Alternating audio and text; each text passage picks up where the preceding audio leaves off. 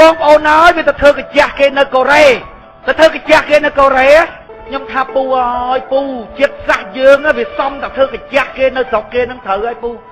ហើយធ្វើកាជះគេហ្នឹងទៅធ្វើកាជះគេសោះរាន់កើតចាត់ព្រាត់ពីភូមិពីស្រុកមកធ្វើកាជះគេរាន់រួចទេសូមគុំស្អប់ពើមខ្ញុំតែ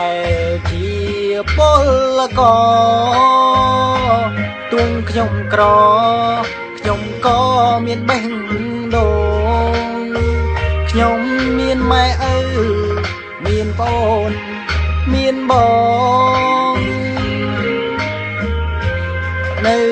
លើលោកនេះ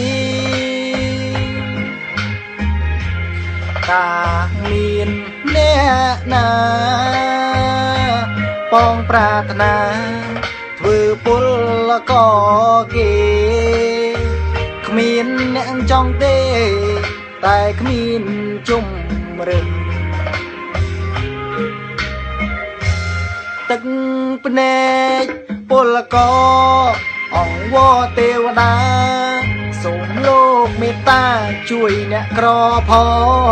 ងបើមានការងារប្រាក់ខែសមរម្យទាំងគេទាំងខ្ញុំមិនចាក់ស្រុកឡើយពលករ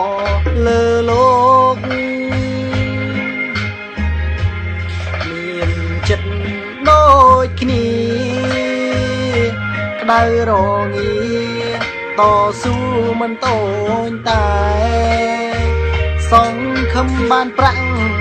វិលវិញទៅជួបម៉ែ